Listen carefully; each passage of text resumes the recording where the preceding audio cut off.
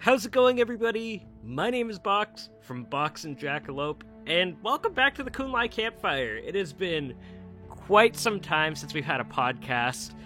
We're now in 2024, and on this episode, we're going to look back at 2023 and a little bit forward into 2024. I just wanted to apologize for the lapse in episodes. I came down with COVID over the holidays, and I kind of recovered last week, and we've all just regrouped, and we're back this week. So we're going to have lots to talk about soon. At the time of this recording, it is the day before the release of the next mini patch, 10.2.5. So we'll be back with that at some point in the future. This will be uploaded after it releases, but I just thought I would mention that. But welcome back, Jakai and Banarak. Thank you. Good to be back. And I'm glad you've recovered, because COVID is no joke. It is not fun, that's for sure. I appreciate that, Kai. I appreciate it. It is not fun. Box I don't recommend it. 0 out of 10. Box has defeated the Hakar flu. He is free now. COVID is a 0 out of 10. Yeah, you should have got a dispel. I know. I gotta use my orc priest I've been leveling. but Koshard. So I'm gonna start this week off, I think, with I want to take a look back at what our favorite moments were in 2023 and what we thought Blizzard got right, and just for feedback purposes, maybe what did we think they got wrong last year with World of Warcraft? Because I mean, overall, I'll start off kind of just as we usually do. I would say Blizzard has, I'm really impressed with the work that they've done last year, especially on World of Warcraft. Dragonflight, for me, I don't have, an exact rank for it yet, but it's definitely, equal to, I'll just call it, a tier, the Wrath, Mists of Pandaria, Legion tier of expansion. I think Dragonflight is phenomenal. Does it have some problems? Well, yeah, of course it does, but compared to where we were in Shadowlands, the way the devs have really, really just turned around on the fate of the game has been phenomenal. I've really enjoyed this expansion. From the small storylines that we've gotten in it, we got the reunion of the founders of Durotar, which is something that Ban and I have really, really wanted. We got that this year. I got one of my favorite villains in all of Warcraft, Scale Commander Sarkareth. I feel crazy saying that, but I feel like he's a top 10 raid boss for me, and character-wise, his story didn't overstay its welcome. It was really, really cool. I thought, the comparison to Rathian and Sibelian and how far they could have went with him being a mirror, as well as his relationship with Emberthal, I found that really interesting. And we also got new villains in the form of the Incarnates last year, and I think everybody can agree all of the Incarnates are awesome. Even Raszageth was really, really cool. More of the Scaleborn makes them really good. Basically, for all of you that are watching this, I am absolutely a Dragonflight shill. I really like Dragonflight. 10.2, I thought was a really good patch. I think the ending of the raid, a lot of people, I thought it was a little corny, the dialogue. That being said, I almost wish I recorded that other podcast afterwards, because the stuff you get after the raid is kind of what I consider the true ending with the... It's good to talk about this now because it's been out for a while, but the little party in Amir Dracel afterwards with the Night Elves, the dialogue you get, Khadgar being concerned about the coming threat, it all felt really good, and overall it felt like the calm before the storm of War Within. If I had to pick a favorite highlight of all of this, I would have to say the Aberrus patch and the Zaralak Caverns was probably my favorite part of Dragonflight. I really like that storyline. That being said, on the same topic of that storyline, while I like Abyssian as a character, I think that arc could have been handled a little bit better. I think Abyssian, he's a very cool character, but I really do feel like Rathian should have become the aspect, even looking back. It's very weird, right? Because I really, really, really like half that storyline, and then I really don't like the other half of it. It's really hard to explain, but like that's what I would say was my least favorite part of like last year of WoW. But when I say that, that's like a small nitpick, because last year we've gotten so many new transmogs, so many new mounts, old appearances being added to the game, new dragon riding forms. We're getting dragon riding across all of World of Warcraft. We got the announcement of the World Soul Saga. So, absolutely, like, I guess my TLDR of this, because I have gone on for like 5 minutes and haven't let you guys talk, is 2023 was an amazing year for World of Warcraft. I think Dragonflight is already... I'll end it on this. Dragonflight is already one of those expansions that I'm personally not ready to say goodbye to. Like, I think Dragonflight really is that good, and it's going to be one of those expansions I am nostalgic for down the line, and I really, really feel that about it. It's really good, and I really liked it. And we're not even done yet. We have more stuff coming this year, but we'll talk about that later. So I'll throw it out to you, Kai, and see. I want to see what your thoughts are, like, on World of Warcraft the last year. It can be anything, like any types of content you engage with, anything you're happy with, unhappy with, or think could be improved. But there's lots to talk about, as you can see. Like, I feel like I'm not even done with all the ranting I've done, but there is a lot last year. The Eridar quest, I gotta say that. I love the Eridar quest before the end of my segment. But I will throw it to you, Kai. Yeah, the Eridar thing was kind of cool. It's still very strange to see playable Eridar, but it is what it is. As for what I did, mostly we did Mythic Plus, to be honest with you. Just did the same group. We kind of do our Mythic Plus every night, and I'll say it's pretty fun. I know this is going to be controversial, but I enjoyed Mythic Plus more in Shadowlands. Okay. I gotta be real with you, Kai. I was talking to my friend Evo about it, but I liked the difficulty in the dungeon queues better in Shadowlands. Like, I played Season 3 and 4 in Shadowlands, and I actually did enjoy those more than the Dragonflight ones. I don't know what it was about it, but the affixes were more fun, and like the difficulty felt a little bit better.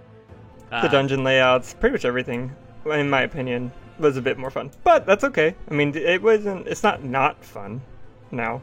But to be honest, I'm glad you spoke a bit at length about everything you love about Dragonflight, Box, because I'm not gonna lie, man, it didn't click too much with me in terms of like the narrative and everything else. Not to say it was bad, but I don't know. I guess I just didn't quite feel as interested in the plot. Now it is definitely better than Shadowlands in my opinion, so there is that.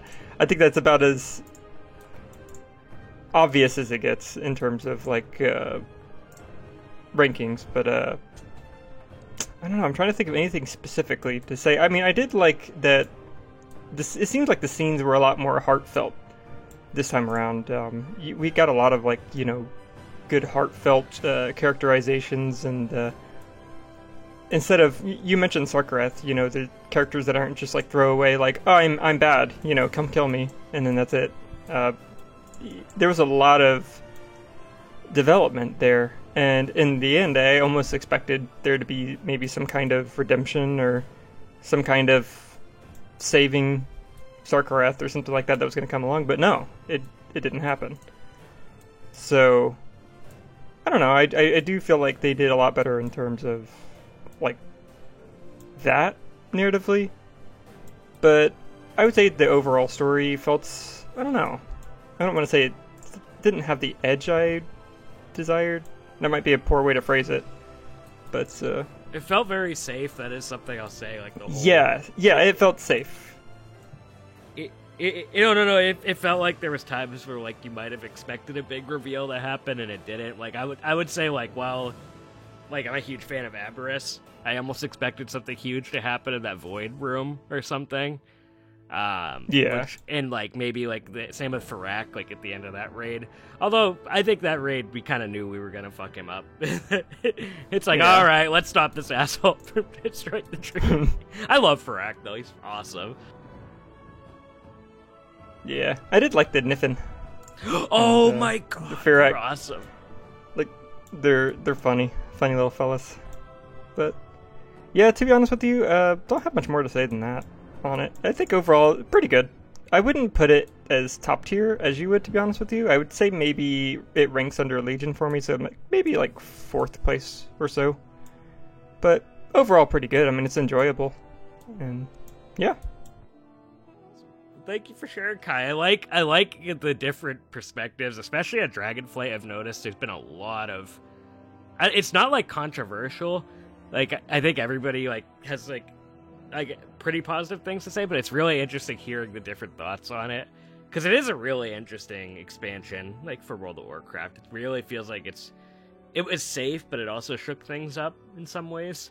And there's definitely a foundation that needs to be improved upon in some ways. So I definitely agree with you on that, especially with like the Mythic Plus stuff. I think there's something to be looked at there for the future. Because it was funny. I was talking to my friend Evo about that recently. That like, while I like Dragonflight Mythic Plus, something's missing, and like I don't feel as like compelled to do it. Like I'm one of those people, I'd rather pug Emir Dracel right now than do Mythic Plus. Yeah, and I swear I'm not saying this to be contrarian, but I never was too crazy on dragons. So, I mean, I know that in itself is kind of a really cool thing about Dragonflight. It's like, oh, dragons, yeah, awesome. But I don't know, they never really were too crazy cool to me. But all right, everybody. So, Kai, thank you for joining us. No, yeah, all right. I'm just kidding. Time for me to take my leave. I'll see you guys. See you in the Shadowlands, Shakai. Oh God, no, not again. All right, so I guess we'll move on to Ban. I have a feeling Ban's going to have a lot to say at this topic because there's so much. And I know I'm going to ban him from using the word Eridicron, so... No, I'm just kidding. You fuck! Ban, share your thoughts. Go on as much of a rant as you'd like. I'm all ears for it, bud. Alright, this is going to be the 20-minute long segment of the video. Okay. All right, thank you for watching, everybody. Yeah, Dragonflight. I'd say, putting my words all together, and like, I've said my feelings about Dragonflight before, but this is definitely one of the better expansions, I think, of the recent years. Is it perfect? No, it's not perfect. Is it better than what we had, I'd say, prior? I'd say yes. I definitely would say that that's a very easy answer to say. If Shadowlands was the risky expansion that took risks and wanted to try some very new stuff, Dragonflight is the opposite, where like it very much just tried to do kind of what it already had done, but like safer and nicer. And as Box will probably churn out a video talking about that segment, I think it was very on purpose to kind of get us in a lighter tone, not just because of what's to come, but I think just after Battle for Azeroth, after Shadowlands, we kind of needed that somewhat of a break that Mists of Pandaria kind of gave us. Although, to be honest, Mists of Pandaria was also kind of traumatizing in some ways. But I do think that Dragonflight was a much needed break, and it's something that I definitely think that, as Box has said, I'll grow to miss after experiencing it. I do think that the main storyline was definitely weaker. The stuff going on with... I think that one of the biggest issues was that the dragon aspects really didn't amount to doing much, and this is their expansion, this their time to shine, and they really don't do much. It's not even their Dragonflights do much, which is kind of disappointing, but at the end of the day, I think it was alright. I'll briefly talk about my Mythic Plus experience. I have definitely been doing more Mythic Plus in Dragonflight than any other expansion, mainly because my guild made it a requirement to do the raid, and honestly, I think I preferred it over my Shadowlands experience, and I think it's not because of the gameplay, no, I think it's just because I really did not like the dungeons of Shadowlands or the aesthetics of Shadowlands. Shadowlands really was a, not an enjoyable time for me as a WoW player. It very much felt like a fish out of the water story for me. And I did not want to go back there, and I still don't want to go back there. I recently tried going back there to do some stuff, and I was like, no, I'm good. So yeah, Dragonflight definitely, in that regard, definitely won me over. My favorite bits and parts of Dragonflight, I think as far as a patch goes, it was 10.1.5, I think, or 10. 0.5? I forget which patch it was. It was the patch that followed after Razageth was defeated, and you had the Incarnates kind of introduce themselves, and Sarkareth kind of took over his home and introduced himself as a villain as well. I think that was probably their strongest patch, mainly because I really liked the relationship between Abyssian and Emberthal. It was also the patch where orcs and humans got their heritage armors, and that orc heritage questline is one of their best, I think. Maybe only seconded by the blue Dragonflight questline that we got a few patches later. That was also really good. I mean, if there's one thing I think Dragonflight I'll walk away from is it wasn't the main storyline that really grabbed me, it was these side quests that you got, either with the Heritage questline, or the Blue Dragonflight questline, or the Bane questline, which, you know, for me, that gave me back the Founders of Durotar after 19 years, so that was a really big moment for me. And probably Box too, because, you know, Chen Stormstout was there, and... You fucking know it, man. You fucking know it. Yeah. And it gave him his hat back too, which is also very important. That was a long campaign that me and Box had started since 8.3, so... I'm very happy that he got his hat back. You guys did the Celestials work. Nice job.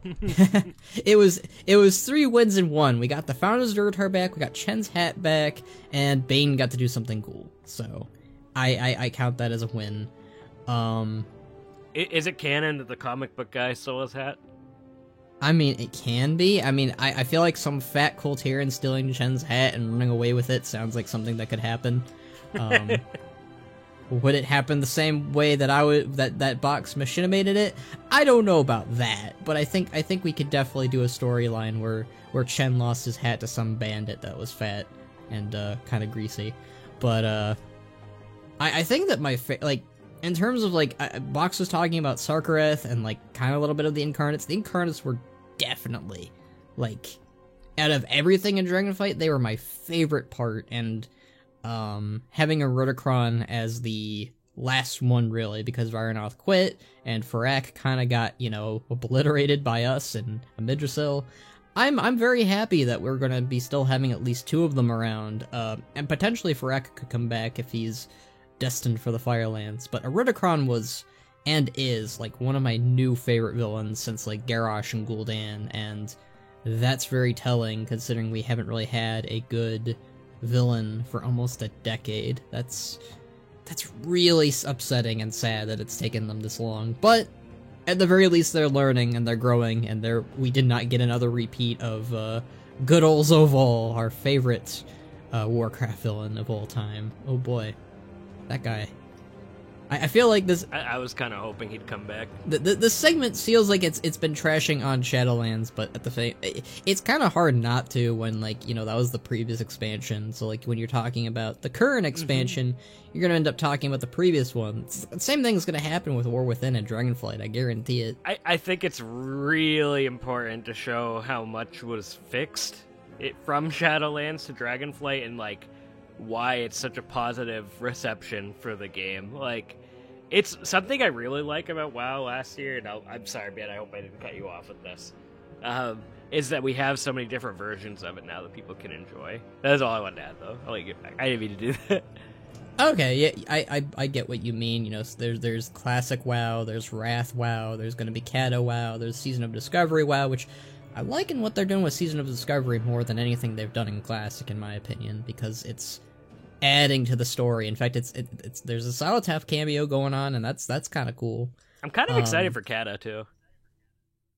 I'm honestly, I would love it if they did Kata Plus and Warlords of Draenor Plus and Mist Plus. Obviously, I don't know what Mist of Pandaria could exactly add that they didn't add. Maybe like a Yongle content. I feel like that's something that could be touched on, maybe, since that was kind of not really in Mist that much. We have, like, you know, Ordos, but, like, he's kind of a nothing burger. If I may add, I could see them, speaking of Mythic Plus, adding that to it. I mean, with challenge mode being the thing back then, I mean, in its, you know, primordial state, right? You know, that's definitely I was mostly talking narrative stuff, but sure, they could add that for gameplay. I'm a very I'd be down for the Mythic Plus.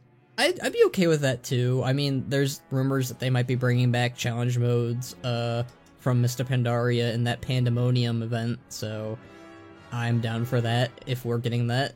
I would love to get the challenge mode gears that I missed out on because I did not know that those were going to be going away. So if they want to bring those back, go right ahead. Yeah, that would be nice. I was on satellite internet at the time, so I couldn't do it. So, yeah, it kind of makes me depressed that I had to miss out because I had like 2,000 ms at all times because I was on satellite. I couldn't really do them. I, at the time, probably could have done them, but my plan was like, well, why would I do it? Well, it's hard. I'm just going to do it when I'm fully geared as a level, what was the level of WoD? 90. It was 100. It was 100. 90 was MOP. 90 was MOP. Yeah, MOP was 90. Yeah, I just planned on doing it when I was level 100 in Warlords Draenor. No, you cannot. It went away. You could no longer do it at a specific level, which at the time I did not know that they were doing that, which really made me upset. I honestly think we should do a whole podcast on Kata through WoD Classic. That'd be fun. There's a lot you can speculate. Yeah. Oh, yeah. For sure. I'd be down for that. I mean... I just want to use that Deathwing artwork, to be honest with you, for another video. I mean, they could add Rexar to Battlefield Barons this time around. You know, cut content that was gonna be him in there. So, hey, why not? And, like, the thing is, they're giving us the option to toggle the new models, so maybe they would give Rexar his BFA model then and there. That'd be nice during MOP. You know what? I'm down Goodness, for that. What was I saying? Well, his Burning Crusade model is aged as all hell. Goodness. I lost my train of thought because we were talking about that. You're talking about the But villains. yeah, Yes. I was talking about how Erudicron is a fresh breath of air considering the last villains we've gotten. I didn't really hate N'Zoth, but like, he definitely felt like he needed his own expansion, not a patch. Honestly, a lot of the villains in BFA were like, why are you only getting a patch? You deserve an expansion there, buddy. Like Prophet Zul, Queen Najara, N'Zoth, the list goes on. The Battle for Dazar'alor was good though. That's like the only patch I feel like that I'm like, yeah, that makes sense for BFA. This is good. I'm happy with this. Even if Rastakhan did die, but like, I'm kind of okay with it. Surprisingly, it was sad, but it was a good scene. It was a good scene. Yeah. I thought that they're gonna jabate us and have Talanji be the one to die, kind of like how Dranosh dies during Wrath, and like Rastakhan would have been like forced to reflect on his daughter's death, and that would have been a really big tragedy. But I'm okay with what they did. Talanji is like I like her a lot. I hope they do more with. They're seemingly doing more with her in War Within. But yeah, the villains in Dragonflight, I just really ended up liking them, and I wanted more of them, and definitely think it might have been a missed opportunity to not use more of a Erudicron, but at the same time, if they're planning on using him throughout the entirety of the World Soul Saga, and like he is the reason why there's only one more Titan left, that would be really cool. Like, that would give him, like, I feel like that would put him there as like one of the, you know, top villains in Warcraft, like Garrosh and Gul'dan were, because like I said, we've not really had a solid villain in Warcraft for quite a while, and if Dragonflight is the one that kind of sets that up, that makes me happy, because we had Burning Crusade set Garrosh up, and then it was dominoes from there, where it was just like, it just felt so good to build up to that kind of villain, that kind of character, and they need to do that more, because one of the big reasons why things Zovaal failed was because he was like this out-of-nowhere villain who said that he plotted all this, and it's like, I don't believe you, because he comes out of nowhere. You can't just, you know, have him be like, I'm the boss of the Lich King and Sylvanas, and I'm the one who created this cosmic war. It's like, no, you didn't, buddy. What are you talking about? Get out of here. It's like, N'Zoth was perfect for that, too. It's and he goes, shame. Bald! Yes. I mean, there's some pretty good bald villains, too, out there. You know, got Gul'dan and Garrosh. Sometimes I forget Gul'dan has got even hair under there. But, yeah, I don't know. Dragonflight, as far as, like, I would place it, currently, I'd say it's either, like, below BFA for me, specifically, because I love BFA a lot, even though it has a lot of problems. And maybe above Legion? I don't know quite yet. I'm kind of waiting to see how the epilogue questlines and everything kind of, figures out itself. I think Dragonflight was definitely a very solid expansion, and I had a very good time with it, and I am going to miss it mainly because of the extra quests. I really hope that we get more of that, especially with like the Tauren, the Orcs, the Trolls, all that. I'm glad we're ending Dragonflight with the Troll and Draenei Heritage Armors. Those will be... I'm looking forward to those, especially if it brings Vol'jin back and Vol'jin becomes a pivotal character in War Within. That would be great. There's also going to be a full video on your channel about that soon. Hint, hint, nudge, nudge. Oh yeah, you and I we're gonna be talking about that. Mostly the Trolls, but the Draenei will be featured in there too, I think. I can't say no to talking about good old Akama now and then. Those are two of my most anticipated Heritage Armors at the same patch, to be honest, so I'm pretty excited. I got my Draenei Mage and my Troll Shaman ready to go.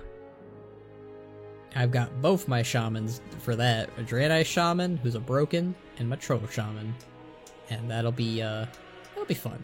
But, yeah, I'm really looking forward to how Dragonflight concludes. We got an Rudicron quest tomorrow, as recording of this video. We've got a Gen quest line, getting back Gilneas. Like, that's like one of the things, like, the main story of Dragonflight was kind of on and off, but like the side quests that we got with Bane, with the Orcs and their Koshark, again, that is like one of my favorite quests ever, with how much it does. Box and I already did a podcast or something about it. It was so good. But like, it's just the side content. The side content in Dragonflight is probably one of the best they've had in years, since like, probably Mop, if I'm being honest. But yeah, those are my thoughts. Mentioned that too when I was talking about it. I very much enjoyed a lot of the side content too. I think that was where it really shined for me as well. The main storyline was good and all, but like, yeah, the side content, I would say, definitely shined through more. But yeah, sorry, just wanted to add that on there because you mentioned it. I mean, I feel like that's what everyone has been praising Dragonflight for, so I hope that with War Within they don't stop doing that, because one of the things I think that was definitely felt since Shadowlands is the lack of racial focus on the characters and races that we actually care about. And so giving like a quest to like Bane, someone who sat all the time during Oribos and Shadowlands. Oh god, I hated that. And having him be like, yo, I'm gonna go check out the Anaran Plains, my buddy Bovan Windtotem is missing. And he dies. And Bane freaks out. Bane is pissed off, and he takes it out on the Centaur and is like, yes, this is what I want. Emotional turmoil and badassery. That's what Warcraft is all about. So I like it's the stuff quest like that. With Chandris and Lillian Voss too. Oh yeah, like, I know some people are gonna beat the shit out of me for saying it, but I love the Horde and Alliance teaming up and kicking ass together. I don't care if people saw that moment as cringe, but that Infinity War Endgame Alex Straza rallying moment, to me, was cool as shit. And I don't care if people hated it. I loved it. I liked You had it too, Rexxar man. show up. It had Rexxar, Chen, and Rokon team up against a frickin' Flame Druid with everyone else, and then at the end they are hang out with Thrall. Bucks, I can't stress this enough. I hope that was a tease for what's to come in War Within, because if they have like the founders of Durotar like going on missions with Thrall, that would be so cool. Man, I just want to say absolutely, and I actually was a huge fan of that scene too. I like, it was a little cheesy, but it was good cheesy, in my opinion. You can never go wrong with cheese. I agree with that. So I don't know, you can, but Alright, so Ben, are you all set with your, like, I know there's a lot you can get into with that, but we're at around 30 minutes right now, so I'd like to kind of move on to, like, one I did want to actually talk about real quick with both of you before we move on to 2024 stuff. What are your thoughts on the Drakthir Evoker after having them for a year? Do you like them? I really like them, and I think that the storylines made them even better, and they feel really cool, and I'm happy they're here to stay. Yeah, they're cool, and I've totally played my Dracthyr since the pre-patch. I did enjoy the starting zone.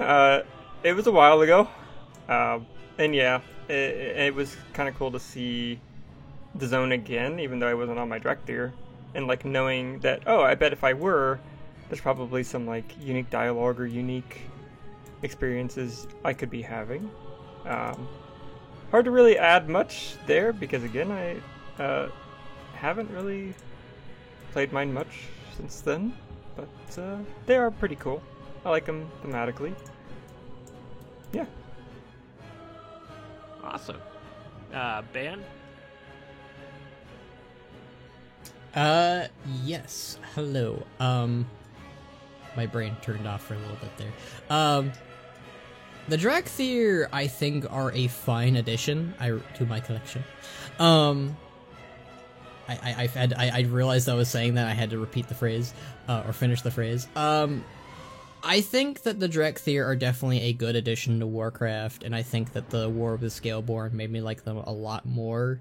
Especially as much as the patch was on and off for what it was, the stuff with the Dracthyr in 10.1, I believe that's what the patch was, with Aberrus, was actually good, and Sarkareth was a good villain for them. I only wish that the Horde and Alliance Dracthyr leaders were a little bit more prominent within the story of Dragonflight and the story of Sarkareth. That's a bit of a disappointment. I really think that I was just talking about it, but like, when you have the Horde and the Alliance within the story, it just adds to it, and Mists of Pandaria did that pretty well, except for Gianesa, which is surprising considering how this was the Pandaren expansion, and the Pandaren leaders aren't really doing much except for Siege of Orgrimmar. So, for the Dracthyr to kind of fall into that same trap that the Pandaren leaders did is a bit of a disappointment. But as far as the Evoker and the Dracthyr goes as an addition to Warcraft, I think they're fine. I think they're great.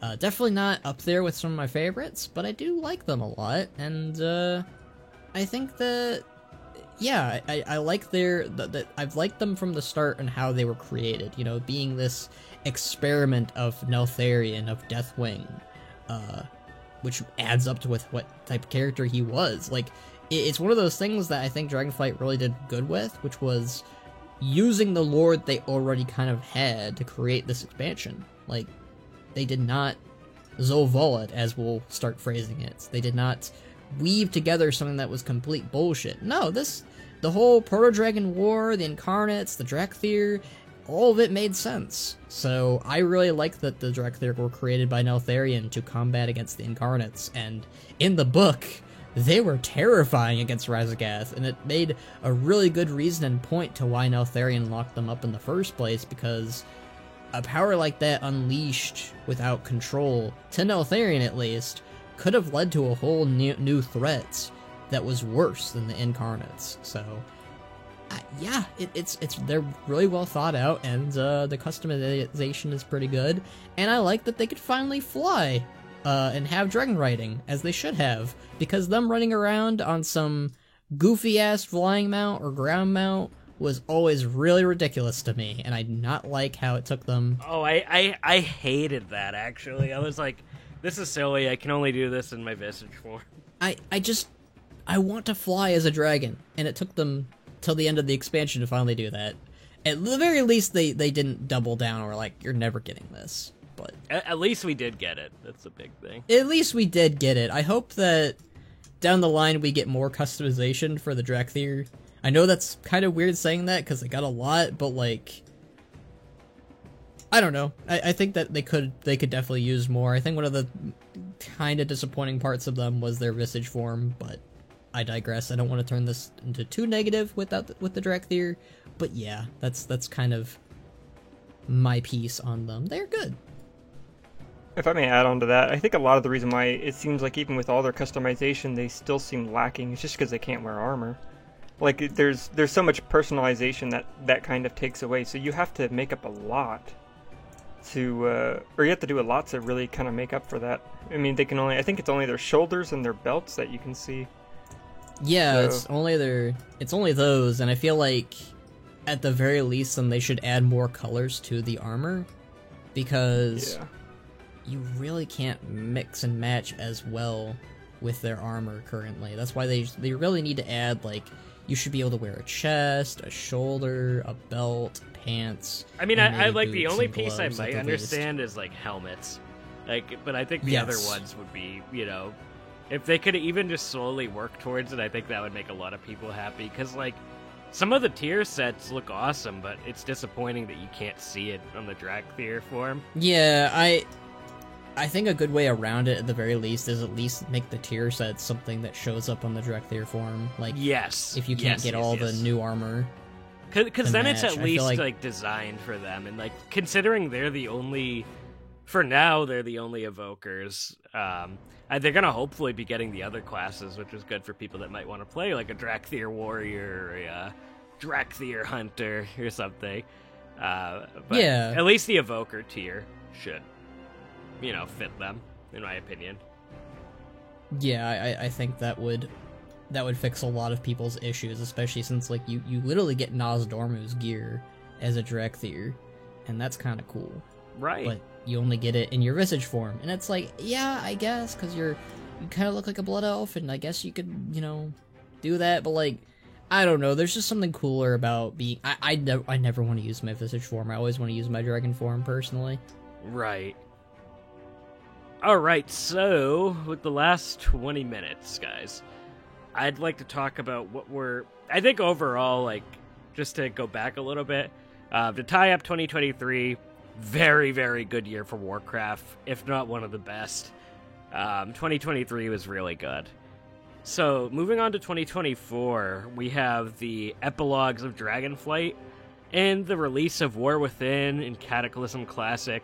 I don't mind talking about Classic a little bit. I would like to do a whole episode on like Cataclysm, maybe, because I'm actually kind of interested in replaying Cata as it was back in the day. Because I remember I liked Cata up until like 4.3. That's a whole other thing though.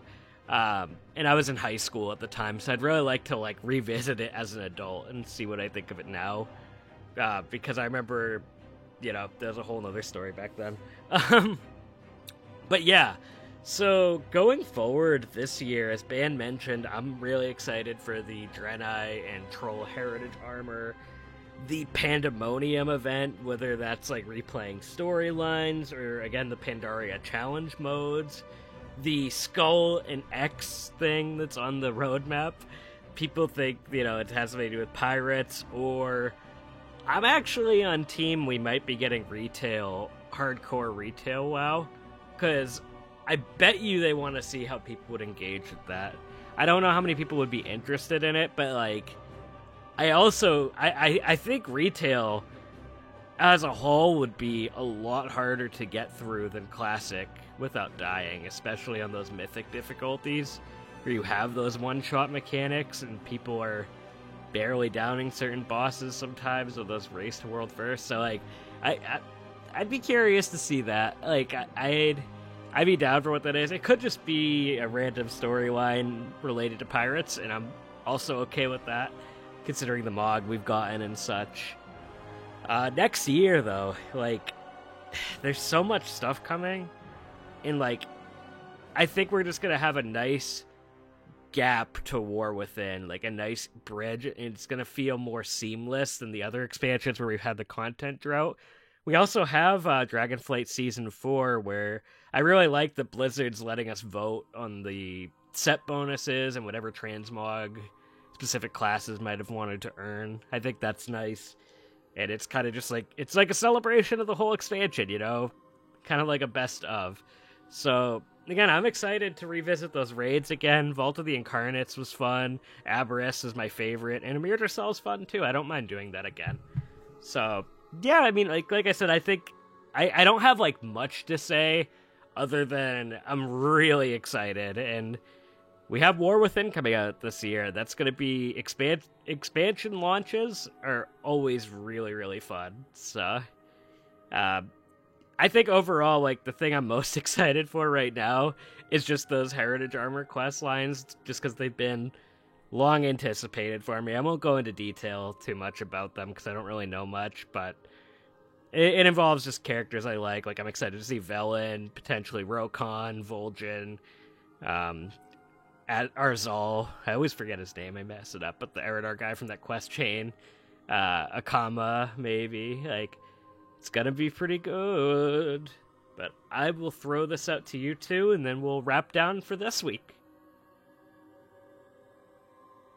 You can go and go first on that one if you like, Bane. Yeah, sure. 2024. Okay. Obviously, I try not to reiterate as much as what Box has already said. He and I are sometimes the same person, so it tends to be hard for me to not mirror his words, I guess. For 2024, outside of obviously like World of Warcraft content and the next expansion and hopefully maybe BlizzCon. We'll see about that one. No guarantees on me being able to attend this one this year, as much as I want to, with how important it is with WoW's 20th anniversary and Warcraft's 30th this 2024. That's insane. There's a lot of projects that I'm going to be producing that I'm hoping will be out and done and started. Journey of the Shadowlands. I know, Shadowlands, we've been dogging on it this whole time, but, me and Box have cooked for that. I'd say it was pretty good and is pretty good. But I'm also looking forward to seeing what exactly WoW has in store with their Heritage Quest lines and the mystery behind the Skull and Bones. I got nothing on that one. It could be. I honestly would not be shocked if they want to do WoW retail hardcore, because I feel like they want to get the hardcore people to play retail, and that might be a way to do it. I don't know if they will, but hey, I'm not against it. I don't know if I'll participate, but sure, why not? Yeah, I don't know. 2024 is a very promising year. You got War Within, you got Dragonflight wrapping up with a lot of the stuff that they've announced already. I really have liked the patch cadence that they've done so far. I just hope that they don't burn themselves out or the content ends up getting hurt because of it. But I think it's like 7 weeks or something each patch or something. I don't know the exact math of that, but it's been pretty dandy and pretty good, and I'm very much looking forward to what I have in store for 2024 and what Blizzard has in store for 2024. It looks very promising. Awesome. And then Kai, you're up next on The Price is Right. Nice. Well, obviously, we've got the Gilneas thing about to be happening. I've been trying to look into as little of it as possible, because I don't really like story spoilers too much. But I'm anxious to see what it's going to be like. I know that Horde players will also be involved, so I'm kind of curious how that's going to go down. And then, yeah, of course, The War Within looks pretty fun. I'm trying to think of what I'm really looking forward to most with that, and to be honest with you, it'll just be kind of cool to see how Warbands works out. Oh, I'm excited for those. Especially as an Ultaholic, yeah. So, I'm hoping there'll be a lot of, I don't want to say flexibility, but, just some personalization for each character that you can kind of take with Warbands. Probably, maybe not outright, but one day. Heritage Armor quest lines do sound interesting. I'm especially looking forward to the troll one. I've always appreciated trolls and their lore and yada yada. And I haven't played my troll druid in a hot minute, and that would definitely inspire me to dust them off. I don't know about if I'd get so much into a retail classic. Or, I'm sorry, a retail hardcore, rather. I think with a classic hardcore sounds pretty interesting, but I don't know. I think I might disagree with you on how it being more difficult, maybe, for a retail hardcore. But I don't know. It could just be because I've had a little bit of a hard time on classic hardcore. But I think the leveling will be easier than classic hardcore. But Yeah, I think for sure. The rating will be harder than classic. Yeah, that is true. Someone might kill me for saying that.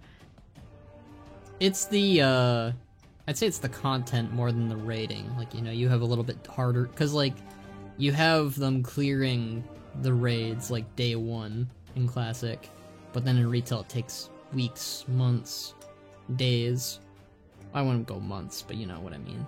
It takes a lot. Yeah, it takes. Yeah. Yeah, overall, it's. I don't know. Hard to really speak at length about it because, again, I don't really like to spoil too much about it. I mean, at least with the in-game content. But as for Classic, I think Classic Kata, that is. What I'm most anxious about doing again is Tolbrad, which might sound strange, but those are some of the most fun times for me back then. Was just doing Tolbrad, PvP. Heck yeah. I kind of want to play a Goblin or Worgen in Kata Classic. I think I might play a Goblin. I think Goblin luck. I'll probably be playing a Gnome again, just for old time's sake. I'm a sucker for nostalgia. So let me know what server, Kai. I'll play a Worgen with you there. Nice. I'm gonna be boring, and I'm just gonna play my Orc Hunter Banneret. You know what, Ban? I think We'll see you in Tolbarad. Yep, yeah. I'm gonna play a Worgen Rogue.